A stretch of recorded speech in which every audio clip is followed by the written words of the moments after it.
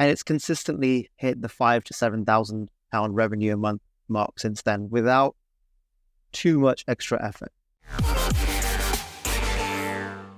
One of the big questions that people often have is, okay, you had some initial success, but did that then turn into a long-term business? Do you have a sustainable business now? And so tell us, Suraj, what happened after that initial success?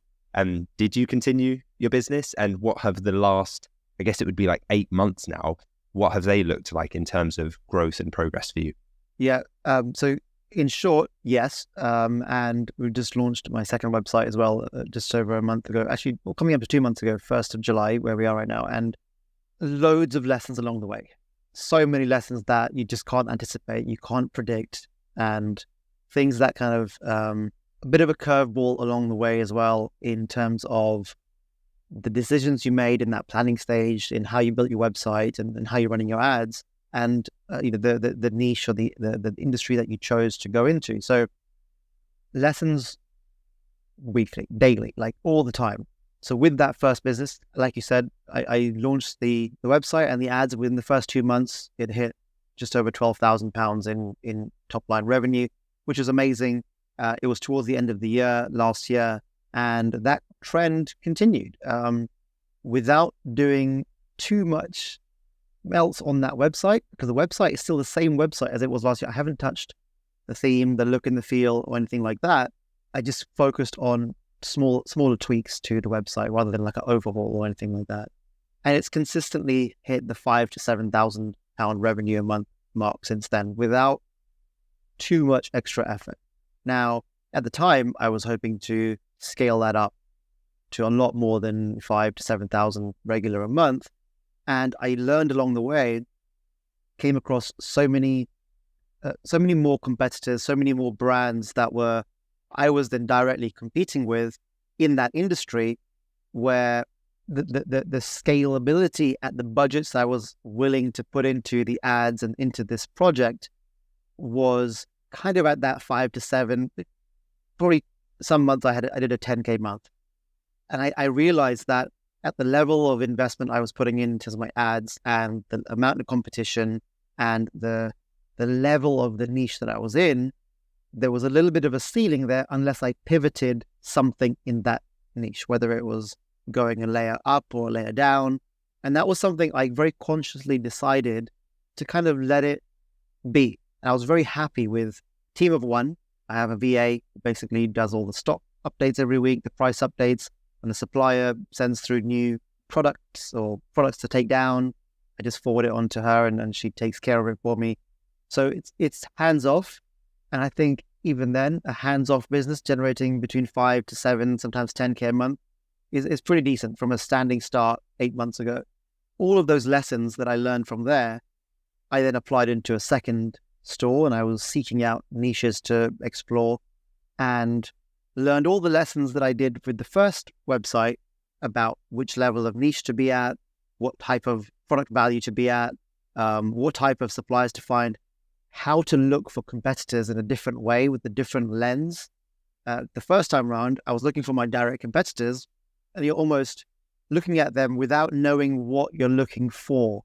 And it turns out some of my direct competitors are like industry titans in this first niche, and it's really hard to compete with them. A lot of the products I sell are sold at sort of major high street stores, and that's not a blocker at all. That shouldn't be a blocker to going into that niche. But I found that started to, like, I was struggling to compete with that. Nevertheless, still making a decent amount of sales every month. Let's not sort of brush aside 5, 7K a month in revenue at a 30-35% margin is still a healthy little business there. But I thought, okay, rather than spending more time competing with people at a lower price point and trying to scale in an industry where there's already a lot of competition, let me take what I've learned and try and find another niche, and it ended up being somewhat related, not quite a direct up or down, but related, with far less competition, with at least double the average order value of the products. And that was me sort of coming out of my limiting belief about the type and the value of the product that I think I could sell online. So that was a big lesson there. and also seeing people in the community, in the dropship community, not community, having massive sales. And I was like, wow, I was happy with £200 or £300 average order value sales, and there's folks doing £1,000 average orders. So what's the difference? It was just about a mindset shift. So I also learned that at that level, there's far less competition, and the competition that was out there, for some reason, just wasn't, that their websites weren't great. It seemed like a much easier market to go into, and it seemed like the lower priced products had lots more competition. And again, saying that out loud, it's not surprising at all, right? Because most people probably fall into that similar mindset. Say, I can probably sell a £200 product or a £300 product, but as soon as you start getting into the £1,000 plus, people's limiting beliefs kick in, and sort of I kind of think I took a bit of advantage of that. That said, in this new niche, there's just not as much competition, and that niche is doing better than my first. That store is doing better than my first store now, only 2 months in, consistently doing 10, 11,000 in the first 2 months, and it's got a lower budget on ads, but a higher average order value, a higher conversion rate on the website. All the metrics are like higher than the first store. So the reason I'm going into this in detail is I don't want to say that the first store was a failure or I wasn't able to scale it because it was the wrong decision. It was the best decision to launch in that niche, and also the best decision, intentional decision, to kind of keep it at a certain level and not try to overextend myself to scale that one. Now, what I'm learning with the second store, I can probably now start applying in that first store and go backwards a little bit and course correct where I can there. So long story short, the business continues to grow. Now I have 2 websites running concurrently, one doing in the first 2 months, at least 10,000 in the first 2 months each. So if I'm looking at my other screen here, it's 21,000, and we're not even finished on the second month yet. And the other store is, I'm kind of hands off. I'm not doing anything. The ads I'm not touching. I'm just leaving it as it is, and that's ticking along as well. So the scaling opportunity, I think, is now, where I've got 2 stores. There is some crossover between them, but there are 2 very distinct brands, 2 different audiences. But there are ways I can cross promote and potentially list products across both websites. So yeah, really exciting. And it's, a year into my DSU journey, and I'm on my second store. So yeah, really excited for the rest of this year and now in going into next year as well. I love this. There's so many golden nuggets there to unpack, and I just want to make sure that we really hammer home some of those lessons, because they're so valuable to anyone who's listening, or maybe a little bit earlier in their journey than you are now, Suraj. So I think the first thing that stands out to me from what you just said was there's less competition at the top. You had, like many of us do when we first start, a limiting belief over the value of products that someone on the internet would buy from you. And ultimately, it almost comes down to like a self-belief issue, if you think about it. Like, we can take all the metrics and the e-commerce stuff. It's almost like, do I believe that I'm worthy enough to sell something of that high value on the internet? And as soon as you crush through that limiting belief barrier, you realize so many people didn't ever bother to get past it. That's why if you go further down and you extrapolate down that graph, you get to like the £10 phone cases. How much competition is there in that market? Because everybody believes that they're worth, a £10 or a $10 phone case. So the further you go up the chain, we start getting nervous and we start thinking, why would someone buy a 4K or an 8K? But we see it every day now in the Dropship Unlocked community, screenshots of people being like, I just closed a 10K order, and that was for one product with one email to one customer. So I love the fact that you've broken through that limiting belief. And also, the other thing I think that's so important from what you just said is you took action, even though it was maybe an imperfect action on that first store, because of all the lessons you've learned from it. And to your own admission, you've said that, it wasn't perfect setup, but you've applied those learnings to the next one. And actually the first one hasn't shut down. You've got that running as a nice, profitable little business. And so therefore it became a stepping stone in your journey, right? Yeah, it doesn't need to be perfect. You're absolutely right.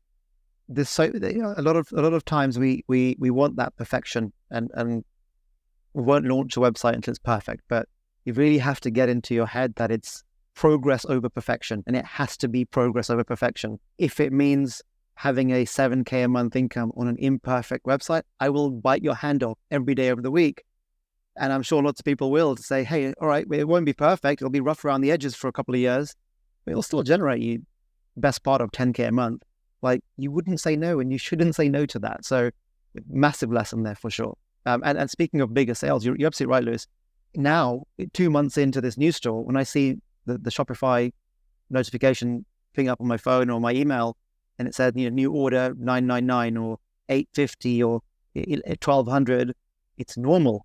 And the shift in mindset on my first store, when I see a ping or notification for my first store saying new sale, £273, I'm like, oh, it's just a small one.